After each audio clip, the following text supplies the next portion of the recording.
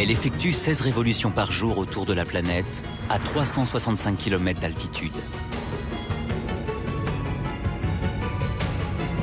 Excellente nouvelle, Rex. Merci beaucoup. La Station spatiale internationale est le plus grand objet artificiel placé en orbite terrestre. Elle abrite un équipage de 10 astronautes. Ils mènent des expériences pour analyser les possibilités d'une vie humaine ailleurs que sur la Terre.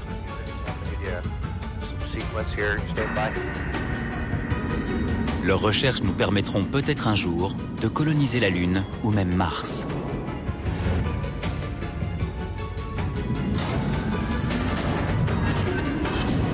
Quatre vaisseaux spatiaux historiques se cachent derrière le succès de la Station spatiale internationale.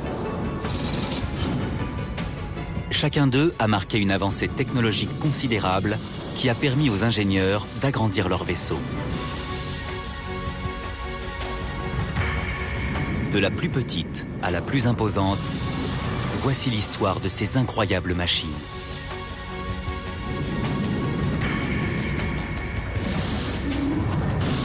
Cinq bonds technologiques qui ont permis de construire de plus en plus grand.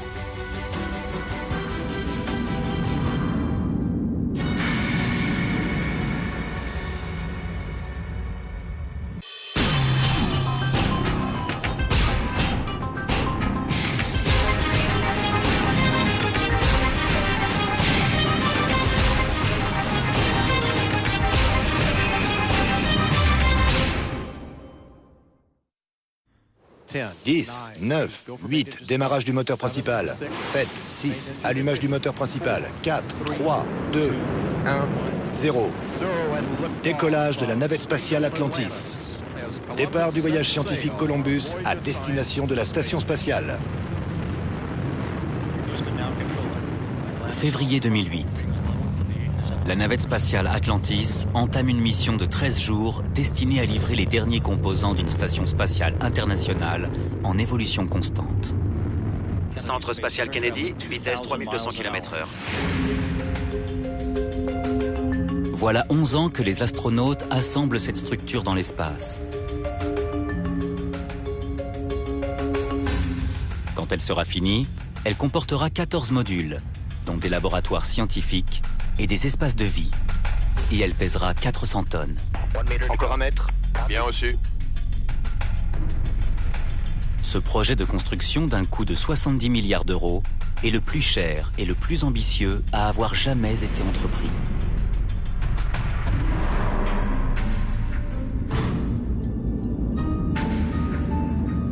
Pour comprendre ce qui l'a rendu possible, revenons en arrière.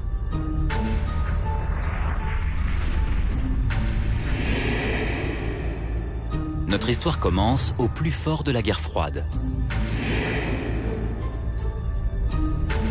Avant de construire la première station spatiale Salyut, les ingénieurs soviétiques doivent commencer par maîtriser l'attraction terrestre.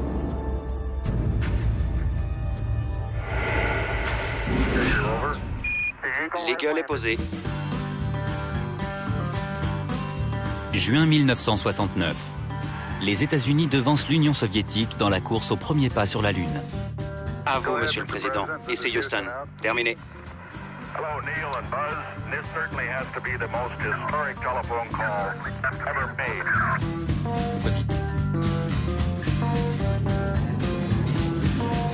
Les Soviétiques sont résolus à ne plus se faire battre.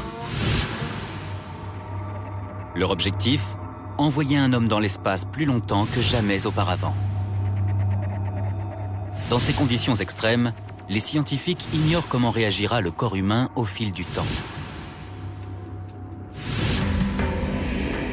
Pour le découvrir, ils décident de placer un laboratoire dans l'espace.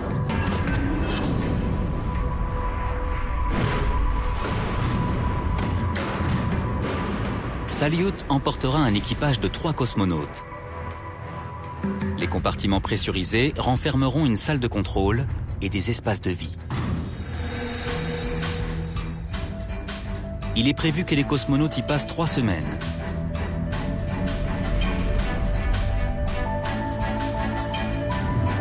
Mais pour rester aussi longtemps en orbite, Salyut devra voyager à 28 000 km/h pendant toute la durée de la mission.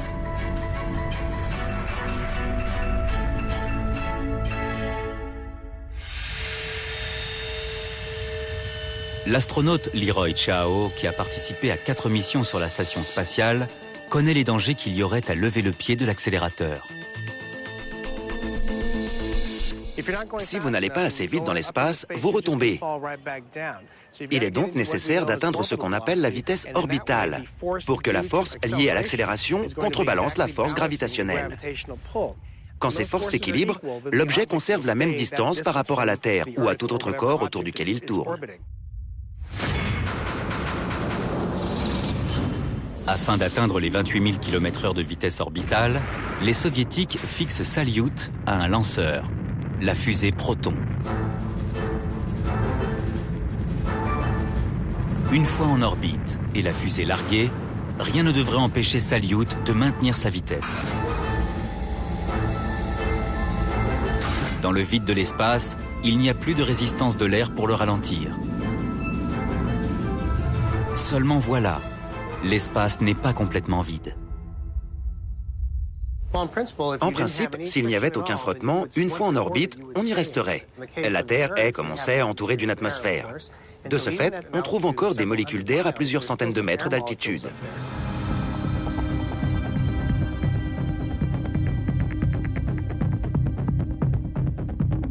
Les molécules d'air qui viennent heurter Salyut suffisent à créer une traînée qui ralentit le vaisseau.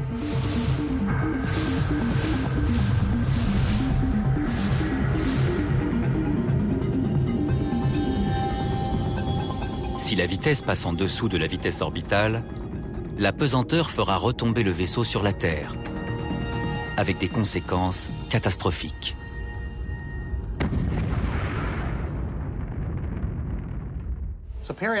Régulièrement, la station spatiale et les autres vaisseaux ont donc besoin d'être relancés grâce à des fusées qui relèvent le plan de l'orbite de façon à contrecarrer la traînée. Mais l'utilisation de fusées sur Salyut présente certains risques.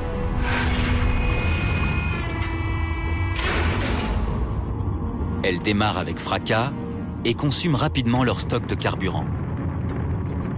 Une explosion non maîtrisée pourrait projeter Salyut dans l'espace lointain. Il faut aux ingénieurs une fusée qu'ils puissent contrôler. La solution, ils la trouveront dans un tout autre domaine. Au cours de la guerre de Corée, l'armée américaine cherche à déplacer ses soldats rapidement sur les champs de bataille.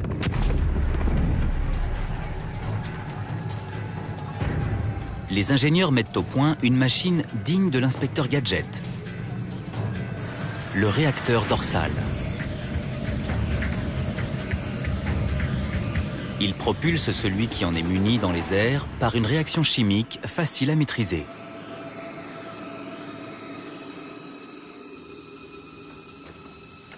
Le chimiste Andrew Sidlow précise comment cette propulsion est générée.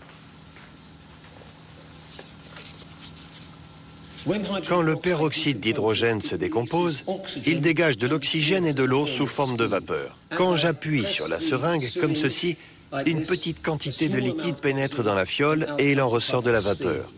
Et ainsi de suite à chaque injection. J'exerce donc un contrôle. En ajoutant une dose précise de peroxyde d'hydrogène, j'obtiens une réaction immédiate qui libère une faible quantité de vapeur et d'oxygène.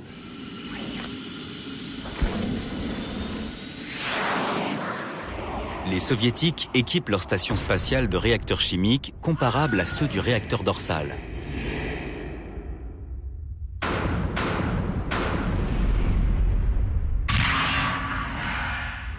Ce procédé permet aux cosmonautes d'agir sur la propulsion de leur vaisseau et de produire une accélération propre à le ramener sur son orbite. Grâce à ce procédé, l'équipage réussit à tourner autour de la Terre pendant 25 jours, un nouveau record mondial. Mais cet épisode finit mal. Les cosmonautes ne survivront pas à leur voyage de retour. Dans les dernières phases de leur rentrée dans l'atmosphère, un joint de pressurisation se rompt ce qui inflige à l'équipage une décompression trop brusque. Malgré ce drame, cette mission aura prouvé que des hommes peuvent tenir plusieurs semaines dans l'espace.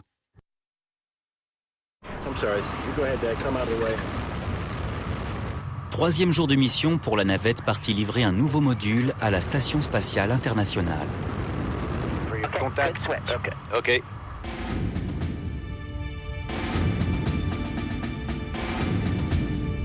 Après s'être amarrée, la navette pourrait avoir à accomplir une autre opération essentielle.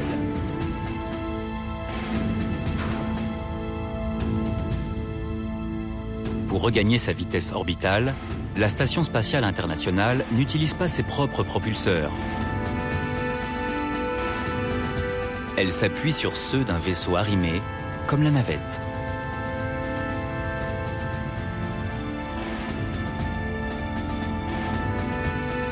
Elle doit par ailleurs constamment corriger sa position afin de maintenir ses panneaux solaires face au Soleil, où elle puise toute son énergie. Pour réaliser ces réglages, les astronautes mobilisent non pas la force de propulsion, mais ce gyroscope.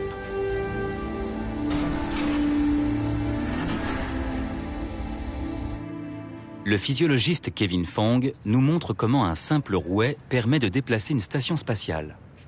Voici un gyroscope. C'est un exemple très sommaire de ce qu'on trouve sur une station spatiale. Une fois que le gyroscope tourne, son axe tend à résister au changement de son orientation. Imaginons que ce socle corresponde à l'environnement sans poids ni frottement qui caractérise l'espace. Si je tourne la roue, elle m'emporte dans une direction. Et si je la retourne, elle m'entraîne en sens inverse.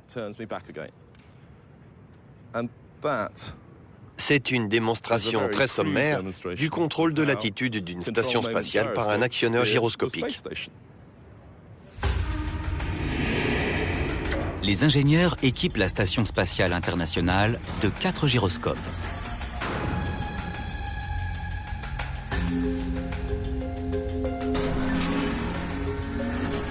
En inclinant ces rouets, les ingénieurs au sol exercent une force sur la station spatiale qui permet de l'orienter.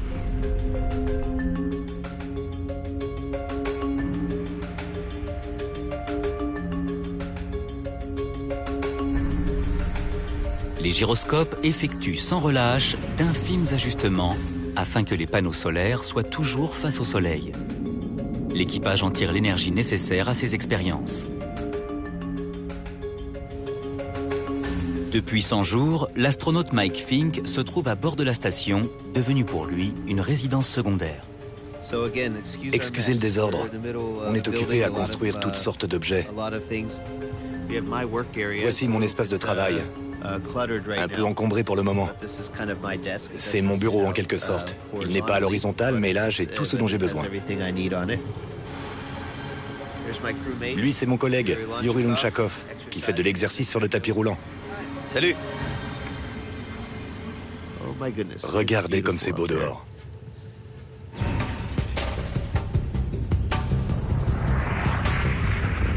En 1971, les propulseurs maintiennent Salyut en orbite pendant 23 jours.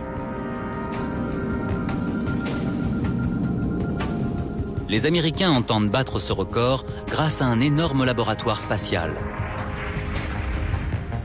Mais ils doivent d'abord élaborer un moyen de maintenir une liaison entre le laboratoire et la Terre.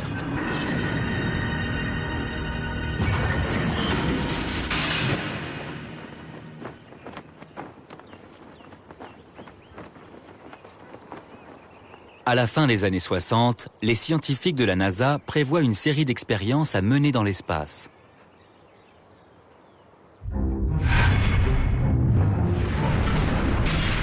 Leur laboratoire sera une station spatiale de 100 tonnes, Skylab.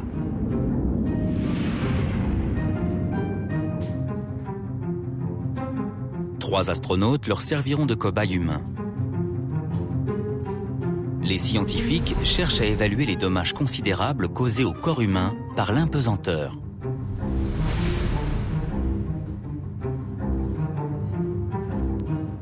Ils surveilleront leurs expériences grâce à une liaison de télécommunications.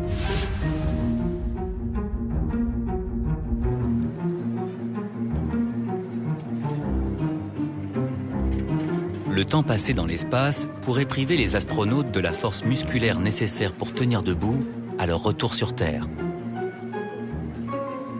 L'espace est un milieu singulièrement hostile, mais ce qui le rend surtout très éprouvant, c'est l'impesanteur. Il y a dans le corps humain beaucoup de systèmes dont l'entretien dépend de l'attraction terrestre. Les muscles et les os, et le cœur aussi, qui est une pompe musculaire. Faute d'une force d'attraction contre laquelle ils travaillent constamment, les muscles, comme le cœur, s'atrophient. Plus le corps humain passe de temps dans l'espace, plus il perd de sa force musculaire.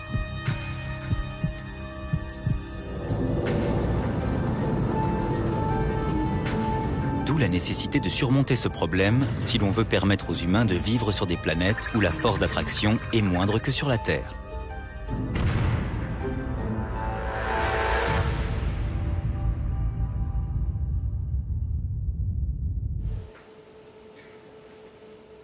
Le succès de la mission Skylab repose sur la possibilité offerte aux scientifiques de surveiller l'état de santé des astronautes depuis la Terre. Mais voilà le hic.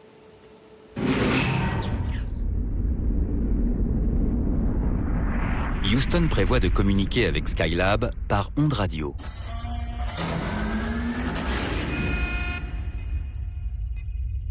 Celles-ci ne peuvent voyager qu'en ligne droite. Or, le Skylab accomplit une révolution complète autour de la Terre en 90 minutes, ce qui ne laisse qu'une fenêtre de 6 minutes pour évaluer l'état de l'équipage lorsqu'il survole Houston. Un laps de temps trop bref pour recueillir les données indispensables. La NASA installe donc 11 stations terrestres autour du globe pour assurer une meilleure couverture.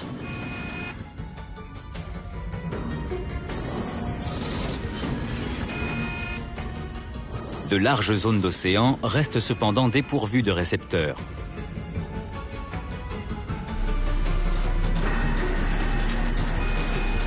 D'où l'idée d'en installer sur le pont d'un navire, dans le but de suivre la station spatiale quand elle survole les mers. Une surface immense à couvrir pour un seul navire. Il n'en est aucun qui puisse avancer aussi vite que Skylab.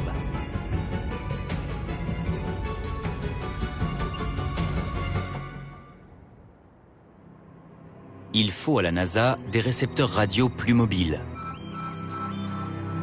Elle en équipera donc des avions. Michael Cayley comptait parmi les pilotes aux commandes de ces appareils. Compte tenu de leur capacité, on pouvait positionner ces appareils à n'importe quel endroit de la planète, choisi en fonction de l'orbite du vaisseau spatial. Et ils assuraient en temps réel la continuité des communications avec les astronautes.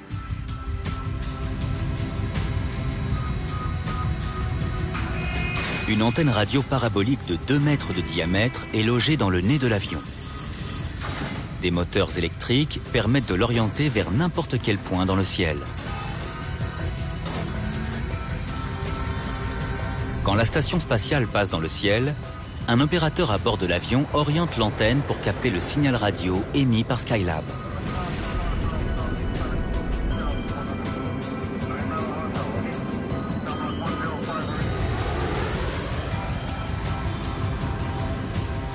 À l'instant où Skylab sort du champ d'un aéronef, un autre avion prend le relais.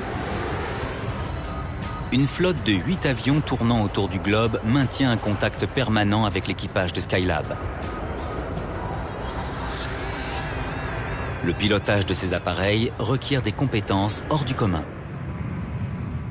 Il fallait se trouver dans une position excellente par rapport au vaisseau spatial qui montait sur l'horizon et pointer l'antenne et l'avion dans sa direction. Il s'agissait de le suivre aussi longtemps que possible pour retransmettre un maximum de données à Houston. Grâce aux pilotes comme Michael Cayley, les experts au sol sont en mesure d'exercer un contrôle de chaque instant sur les cosmonautes. On s'évertue en outre à fortifier les muscles atrophiés des astronautes en leur imposant des exercices fondés sur la résistance de cordes élastiques. On remet en forme les cœurs affaiblis par le manque d'effort en plaçant les hommes dans une machine qui reproduit l'attraction terrestre.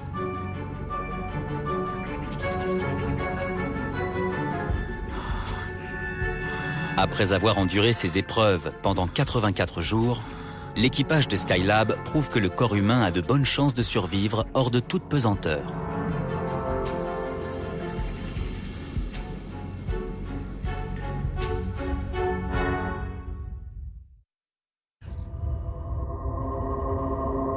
Aujourd'hui, à bord de la Station spatiale internationale, on a établi que les astronautes devaient faire 2h30 d'exercice physique quotidien pour maintenir leurs muscles en bonne santé.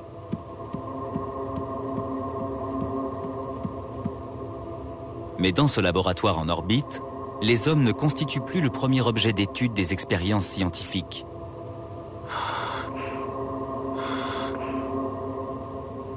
On examine aujourd'hui la possibilité de cultiver des végétaux et de pratiquer l'élevage en apesanteur.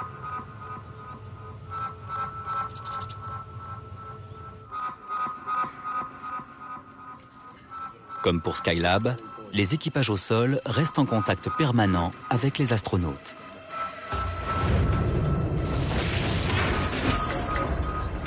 De nos jours, on communique non plus par avion interposé, mais par satellite.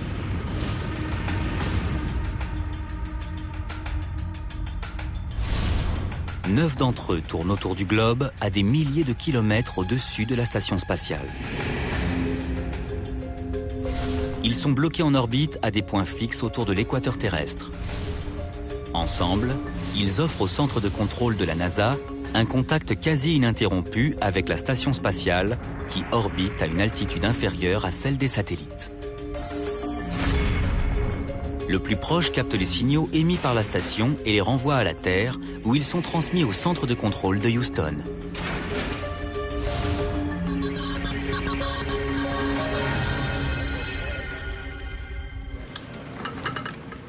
Koichi, j'écoute. On va passer à la première phase. Pas de problème, merci pour l'info. En 1973, une flotte d'avions a déjà permis à la station américaine Skylab de rester en contact avec le contrôle au sol.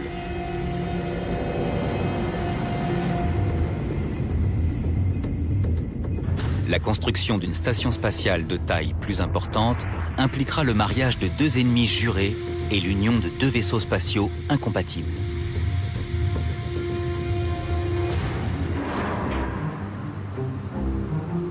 En 1975, les États-Unis et l'Union soviétique font une déclaration retentissante. Ils uniront leurs ressources pour créer une station spatiale unique. La conjugaison de leurs efforts symbolisera la détente des relations entre les deux principaux belligérants de la guerre froide et apaisera les tensions liées à la conquête de l'espace.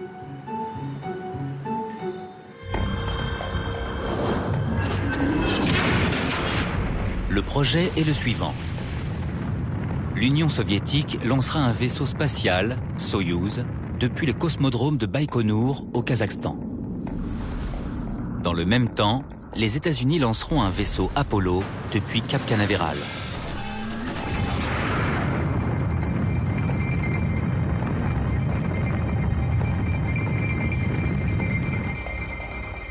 Les deux engins s'arrimeront en orbite à 220 km d'altitude. C'est là que se retrouveront astronautes américains et cosmonautes soviétiques. Ensemble, ils accompliront la première mission spatiale internationale de l'histoire. L'un des astronautes américains s'appelle Vance Brand.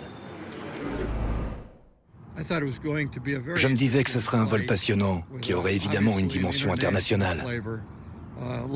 Il y avait plein de défis à relever. On n'avait pas le droit à l'échec.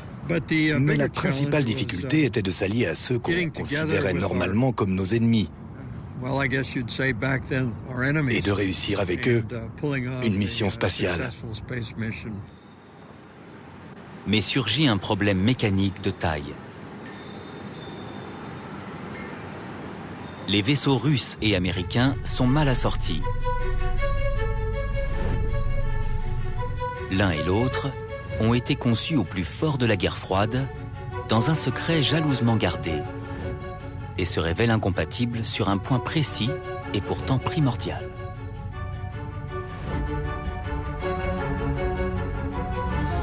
l'écart de pression atmosphérique entre les deux vaisseaux.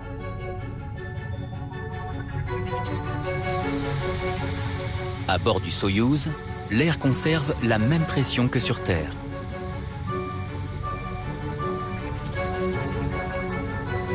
Tandis que sur Apollo, les astronautes respirent de l'oxygène à l'état pur, stocké à une pression bien plus basse.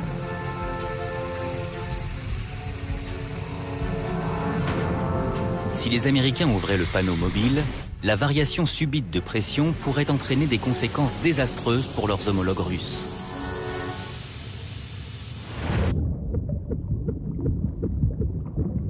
Le nitrogène, normalement présent dans le sang à l'état liquide, reformerait des bulles de gaz. Les cosmonautes risqueraient d'en mourir.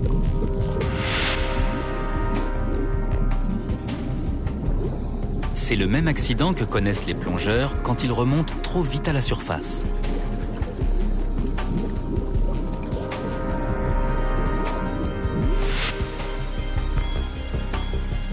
On y remédie en passant dans une chambre où l'on fait progressivement baisser la pression. Les ingénieurs s'en inspirent pour installer une chambre de décompression à l'avant d'Apollo.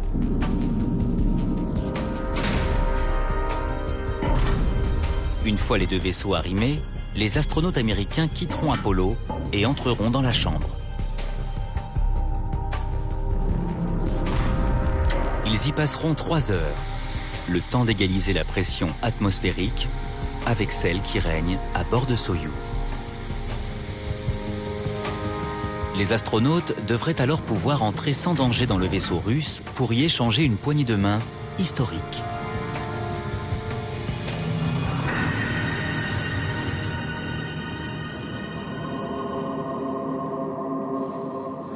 « 15 juillet 1975. Vance Brand et l'équipe d'Apollo partent en mission. N'oublie pas pour le propulseur. Moins de 5 mètres de distance. Contact. Au moment où les vaisseaux se sont touchés, on a été un peu balancé. Puis on s'est arrimé. On était vraiment fous de joie. On avait réussi la première phase de notre mission sans difficulté. Phase 2. Les Américains attendent que leur corps s'acclimate. La tension monte des deux côtés du rideau de fer.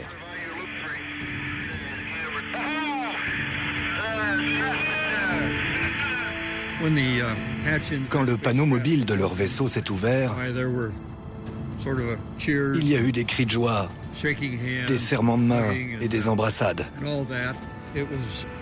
On avait jeté les bases d'une future coopération internationale entre l'Ouest et les pays du bloc de l'Est. On voit aussi bienvenue à bord de Soyouz. On l'a peut-être oublié aujourd'hui. Mais notre mission a amélioré les relations internationales. Et nous avons par ailleurs développé un système d'arrimage assez probant.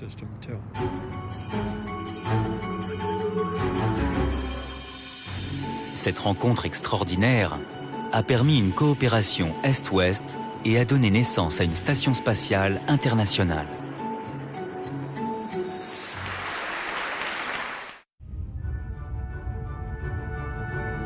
La navette Atlantis arrive avec son précieux chargement à la Station spatiale internationale. On passe en deuxième position. Après un voyage de 3 jours, la navette se prépare à l'arrimage. Approche par la droite dans une quinzaine de minutes. C'est parfait. Contrôleur de vol paré pour le contact et la capture de la Station spatiale internationale. Le nouveau module est arrivé sain et sauf, de même que l'équipe multinationale. Salut! Hey, content d'être là. Comment tu vas, Rex? Comme un éléphant dans un magasin de porcelaine. La station assure la présence continue des hommes dans l'espace depuis bientôt 10 ans.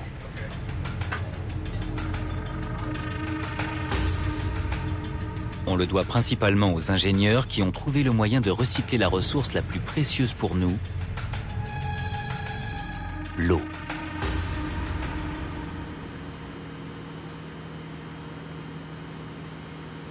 Au centre spatial Marshall, dans l'Alabama, les scientifiques ont construit une maquette d'un module de la station spatiale afin de perfectionner les dernières techniques de recyclage de l'eau. On place des volontaires dans une chambre hermétiquement fermée où ils vivront comme des astronautes. Nous nous servons de cette chambre pour obtenir un modèle aussi représentatif que possible des eaux usées générées par les astronautes sur la station spatiale. Des bouches d'extraction aspirent l'air tiède chargé de transpiration et recueillent la sueur qui s'évapore des vêtements mouillés. Sécrétion liquide que les scientifiques appellent du nom convenable d'humidité de condensation.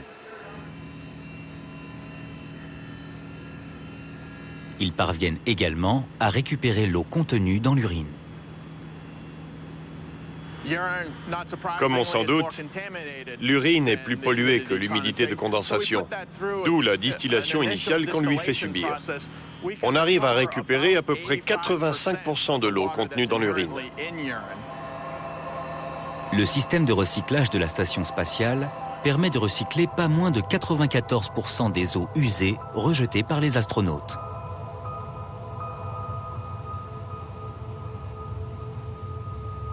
Une eau qu'ils vont non seulement boire, mais aussi respirer.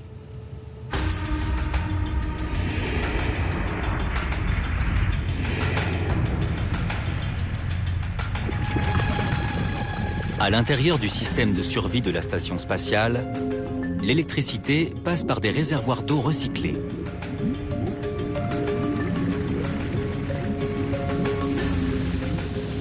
Cette charge électrique isole les composants chimiques de l'eau, l'hydrogène et l'oxygène.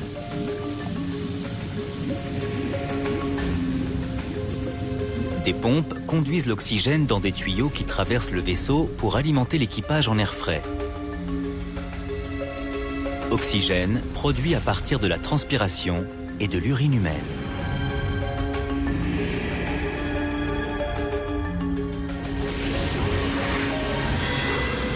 Une technologie vitale pour les futures missions habitées à destination de la planète Mars.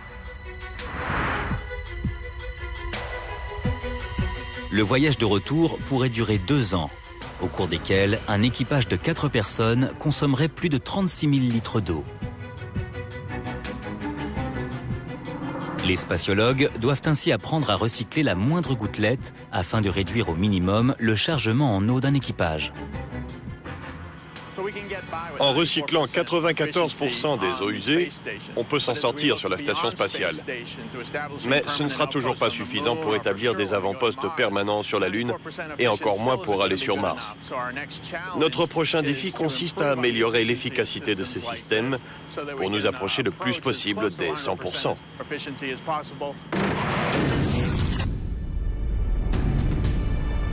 En 1975, la collaboration des cerveaux américains et soviétiques engendre un vaisseau spatial qui surpasse tous les autres.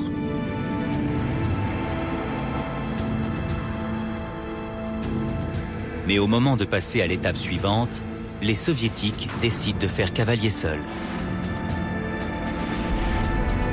Pour construire une station spatiale encore plus grande, ils devront maîtriser la sortie dans l'espace.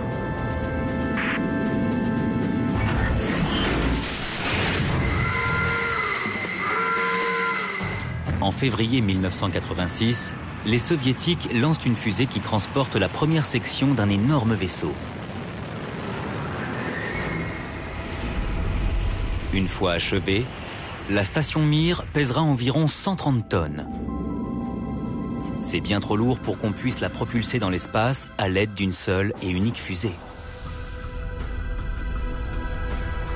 En fait, il faudra l'y envoyer en 6 sections distinctes. L'assemblage en sera confié à une équipe d'astronautes qui seront eux-mêmes dans l'espace. Une idée révolutionnaire. Ils innovaient. Ils envisageaient de construire une station spatiale plus grande et ils se sont demandé comment faire. Quels sont les problèmes qui peuvent se poser? Que peut-on apprendre?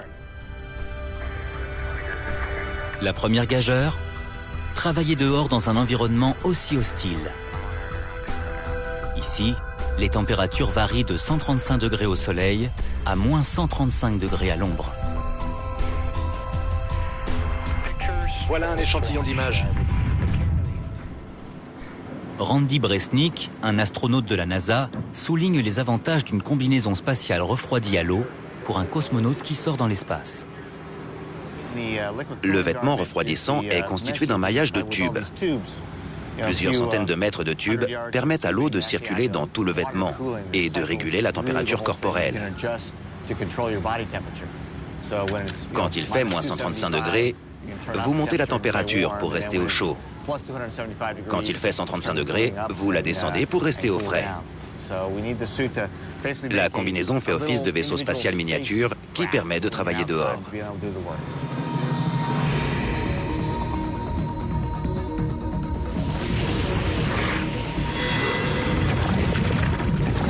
Dans les premières combinaisons spatiales, le liquide qui refroidit le cosmonaute, ainsi que l'oxygène qu'il respire et l'électricité qui fait fonctionner ses systèmes, lui viennent de la station par un long cordon ombilical.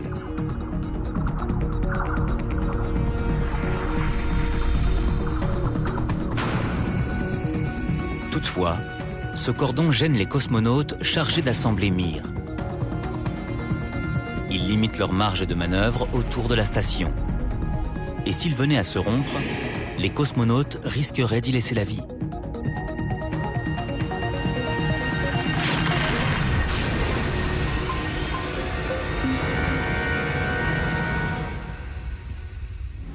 On s'éloigne à plusieurs dizaines de mètres du SAS. Il y a donc une longueur équivalente de cordon qui relie le cosmonaute à la station. En d'autres termes, celui-ci n'est pas aussi libre de ses mouvements qu'il pourrait le souhaiter.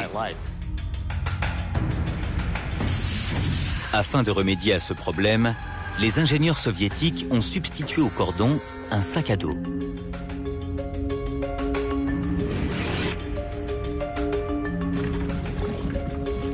Il contient des réservoirs d'oxygène, des batteries, des liquides de chauffage et de refroidissement qui, tous, alimentent directement la combinaison. Chaque système est doublé pour parer à une éventuelle panne. Ne pouvant pencher la tête pour voir le tableau de contrôle situé sur son torse, le cosmonaute dispose fort heureusement d'un miroir intégré à la manche.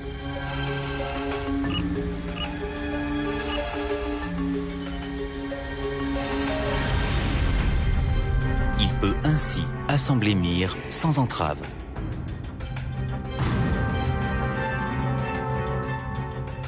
Malgré ce surcroît d'agilité, il faudra 10 ans avant de mettre la dernière main à la station spatiale.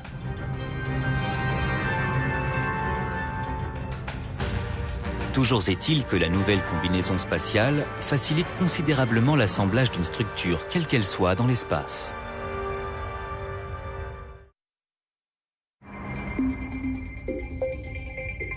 Aujourd'hui, à la Station spatiale internationale, le moment est venu d'intégrer le nouveau module.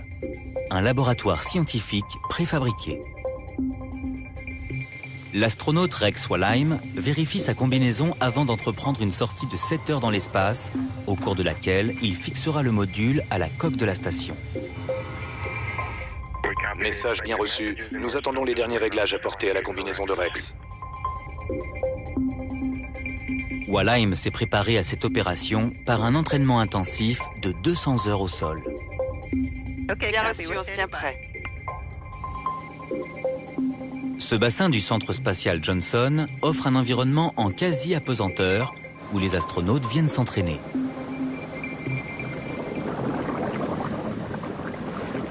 On appelle cet équipement le laboratoire de flottabilité neutre, parce qu'on peut porter dans l'eau la même combinaison que lors de nos sorties dans l'espace. Les plongeurs qui nous assistent ajoutent des poids ou des panneaux de polystyrène pour neutraliser notre flottabilité, ce qui donne un peu l'impression d'être en apesanteur. Au fond du bassin se trouve une copie de la station spatiale. Sous l'eau, les astronautes s'habituent à manœuvrer autour de sa coque. Dans leur combinaison, leur mobilité est réduite. Il y a un problème de compression dans les gants. Oui, j'ai un problème aux extrémités. Cette combinaison encombrante rend la moindre opération extrêmement compliquée.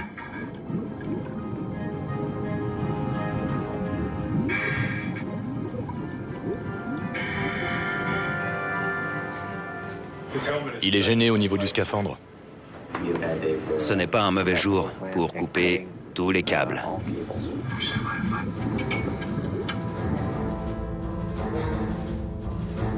Nous revoilà dans l'espace, où Rex Walheim a pour tâche de sortir le module de la soute de la navette. On y va. En douceur. Les 10 tonnes du laboratoire ont beau ne rien peser ici, l'astronaute a tout de même besoin d'un outil pour déplacer cet objet difficile à manipuler.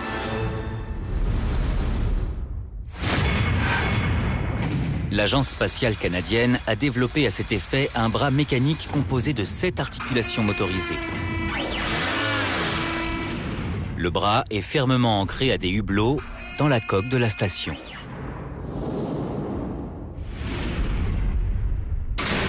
Une main mobile permet de soulever des objets et facilite la construction.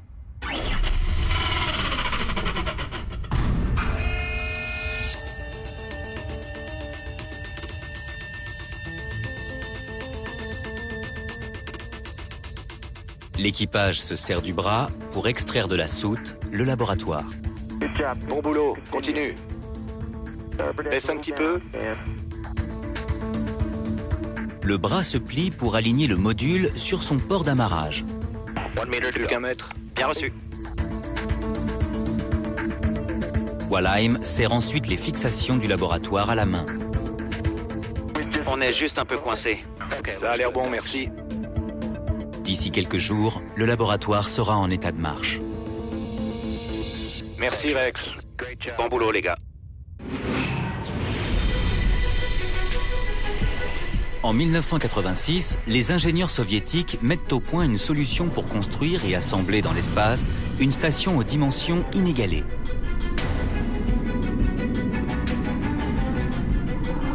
Mais une structure aussi grande que la Station spatiale internationale suscite de nouveaux défis. En effet, ses dimensions l'exposent aux collisions accidentelles.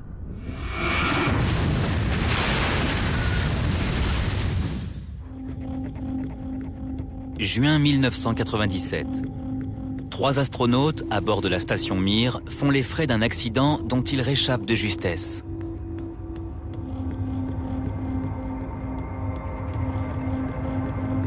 L'équipage se sert d'une commande à distance pour piloter un vaisseau d'approvisionnement non habité. Celui-ci se rapproche trop vite et menace de percuter Mir. L'astronaute britannique Michael Fall se trouve alors à bord de la station. J'ai entendu une détonation. Comme je flottais, je n'ai rien senti. J'ai simplement remarqué que la station tremblait autour de moi. Et puis, j'ai commencé à sentir la pression baisser dans mes oreilles, comme dans un ascenseur qui monte.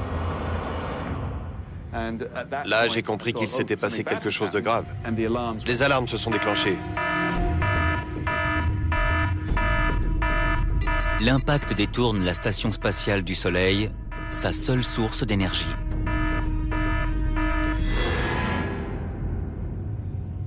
Les panneaux solaires ne captaient plus la lumière du Soleil.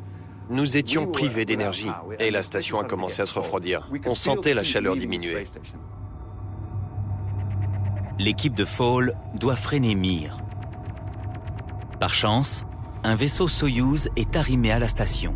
Nous avons démarré le Soyouz pour tenter par tâtonnements successifs d'arrêter les rotations de la station. L'équipage oppose au mouvement de la station la force de propulsion de Soyouz. Mir s'arrête de tourner, Michael Fall est sauvé.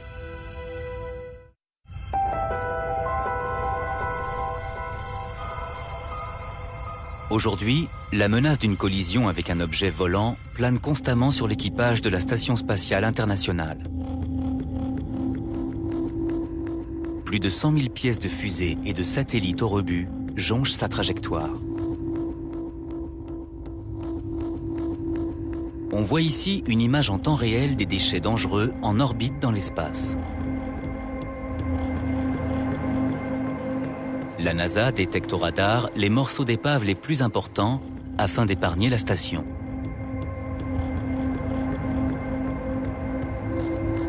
Cependant, les risques les plus sérieux proviennent de débris invisibles. Un objet aussi petit qu'un grain de sable placé en orbite voyage à une vitesse susceptible de fracturer la coque de la station, de provoquer une dépressurisation et de tuer l'équipage de bord.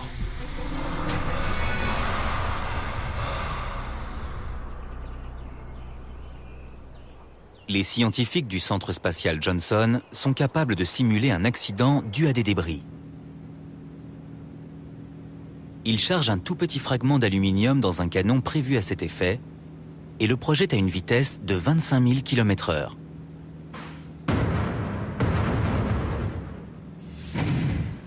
Ils visent un échantillon de la coque de la station spatiale. Voici l'échantillon. Là, on voit la face percutée. Et voici l'autre côté de la paroi percée. La paroi a explosé comme un ballon. Les éclats volent à toute vitesse, comme ceux d'une grenade. Ici se situerait donc l'intérieur du véhicule. Si du matériel ou du personnel se trouvait là, ces éclats pourraient causer des dégâts très lourds. Les ingénieurs ont découvert qu'une seule couche épaisse d'aluminium protège moins bien que 2 couches séparées par un espace vide. Ici, vous voyez le trou percé par la particule. En venant heurter cette première paroi et à cause de sa vitesse extrême, la particule se fragmente. Elle forme un nuage de poussière, un peu comme un ballon. Et du coup, elle avance moins vite. Quand ce nuage heurte alors la deuxième paroi, celle qui protège l'habitacle, la particule a été en partie pulvérisée.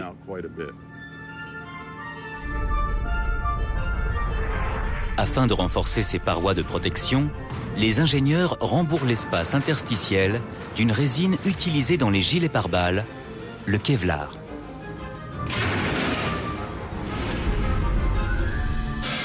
Quand un objet pénètre à présent la paroi externe, le Kevlar amortit le nuage de particules et laisse intacte la paroi interne. Les ingénieurs blindent ainsi les zones les plus vulnérables de la station spatiale.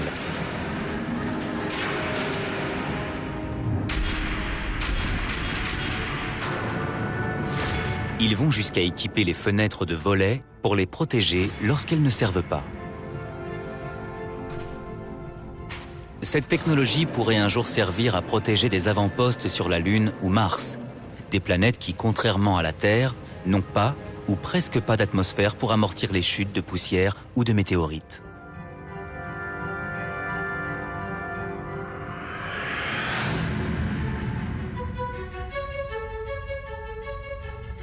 Abrité derrière sa paroi d'aluminium et de Kevlar, Mike Fink et son équipe peuvent maintenant se mettre au travail au sein de leur nouveau laboratoire, Columbus. Nous sommes ici dans le module Columbus, la fierté de l'Agence spatiale européenne. Voilà comment on travaille et comment on vit dans l'espace. J'espère que vous avez apprécié la visite. Mike Fink vous dit au revoir et merci. La Station spatiale internationale ouvre la voie à la colonisation d'autres planètes par l'homme. Il s'agit sans conteste d'un vaisseau spatial hors norme, jusqu'au jour où un autre, encore plus grand, viendra le détrôner.